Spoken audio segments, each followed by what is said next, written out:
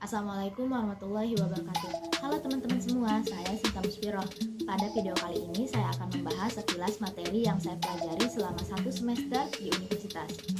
Nah, materi-materi tersebut yang akan saya bahas adalah teori ekonomi, komunikasi organisasi, kerja tim dalam organisasi, komitmen organisasi, pengendalian.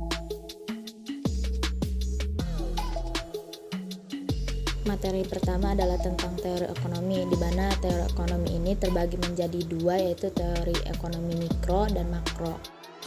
Nah, pertama ada teori ekonomi mikro, di mana bisa dilihat dari definisi bahwa teori ekonomi mikro ini adalah ilmu ekonomi yang khusus mempelajari perilaku konsumen dan perusahaan serta penentuan harga-harga pasar dan kualitas faktor input, barang, dan jasa yang diperjualbelikan. Kemudian tujuannya adalah dapat melakukan analisis kegagalan pasar, yaitu ketika pasar gagal dalam memproduksi hasil yang efisien dan menjelaskan berbagai macam situasi teoritis dan strategi yang dibutuhkan pasar dengan bentuk persaingan yang sempurna. Ekonomi mikro juga bisa disebut mikroekonomi secara langsung berpengaruh terhadap pengambilan keputusan dalam hal penawaran dan permintaan barang atau jasa, sehingga dari definisi ekonomi mikro tersebut memiliki tujuan utama bagi perusahaan, yakni untuk menganalisis pasar dan bagaimana mekanismenya untuk membentuk harga relatif produk dan jasa. Kedua, teori ekonomi makro. Definisinya, ekonomi makro adalah salah satu istilah dalam ilmu ekonomi. Dengan kata lain, ekonomi makro adalah cabang ilmu ekonomi yang mempelajari bagaimana perekonomian secara keseluruhan atau secara global. Adapun beberapa contoh masalah yang dibahas dalam ekonomi makro adalah tentang inflasi, pengangguran, tingkat harga, pembangunan ekonomi, pertumbuhan ekonomi, pendapatan nasional, produk domestik bruto atau PDB, dan lainnya.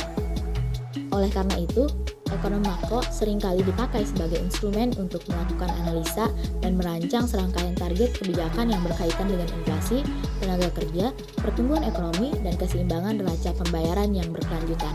Selain itu, studi ekonomi makro juga dapat digunakan untuk melakukan analisa terhadap produsen secara menyeluruh. Ekonomi makro juga menganalisa konsumen dalam konteks bagaimana mengalokasikan pendapatan untuk membeli produk barang dan menggunakan jasa. Perbedaan antara ekonomi mikro dan makro.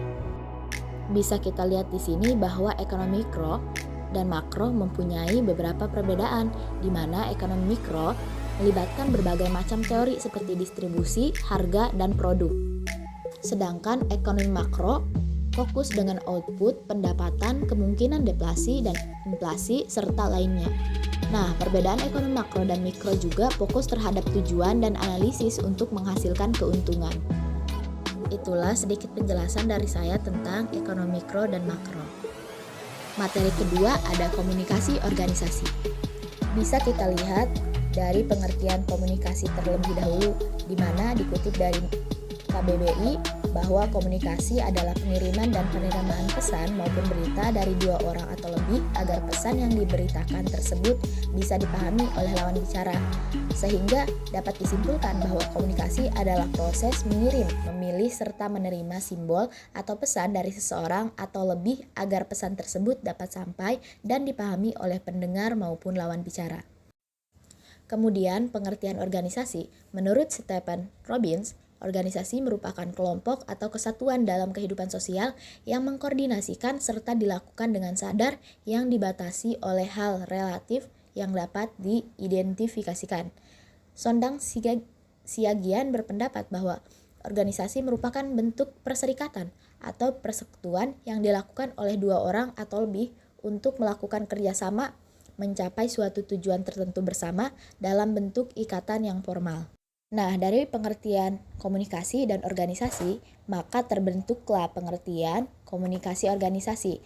Nah, di sini ada menurut Goldhaber tahun 1986, komunikasi organisasi adalah sebuah proses penciptaan serta saling menukar pesan dalam satu jaringan hubungan yang bergantung oleh satu sama lain untuk mengatasi lingkungan tidak pasti atau lingkungan yang berubah-ubah.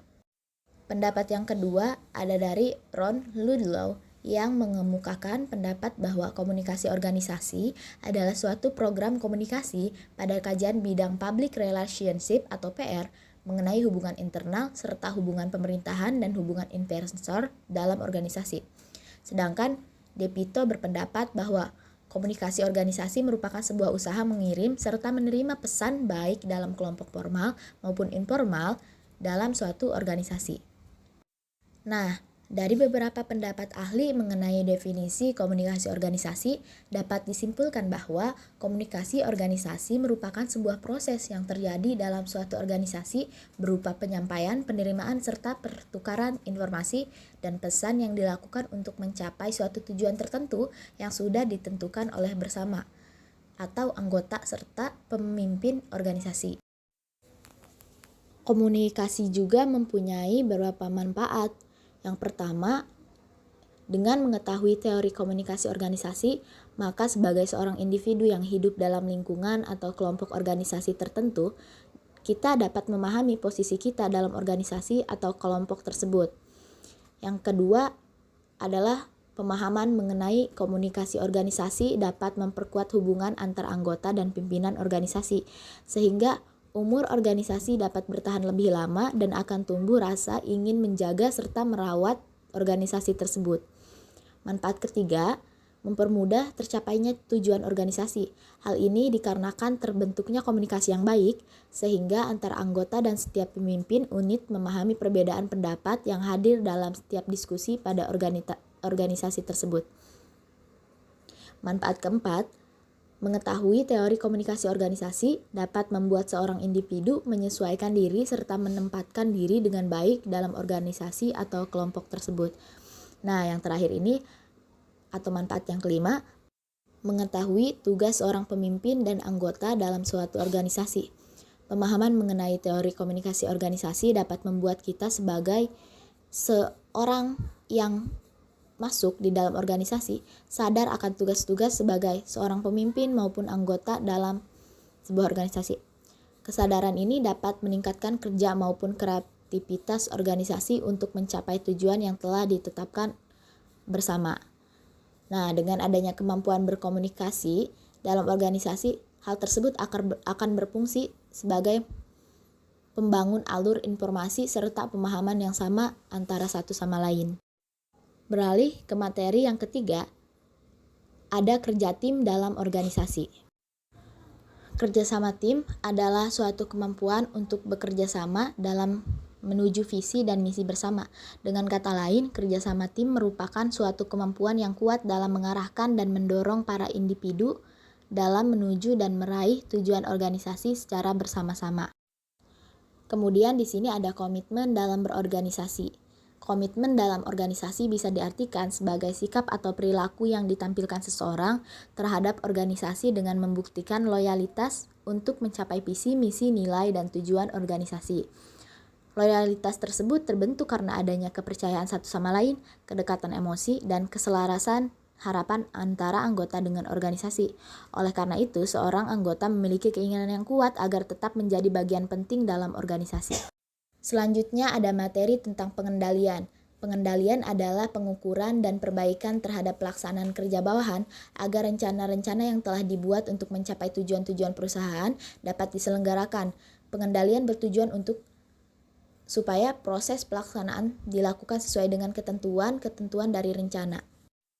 Kemudian ada evaluasi, di mana evaluasi adalah suatu proses untuk menyediakan informasi tentang sejauh mana suatu kegiatan tertentu telah dicapai, bagaimana perbedaan pencapaian itu dengan suatu standar tertentu untuk mengetahui apakah ada selisih di antara keduanya, serta bagaimana manfaat yang telah dikerjakan itu bila dibandingkan dengan harapan-harapan.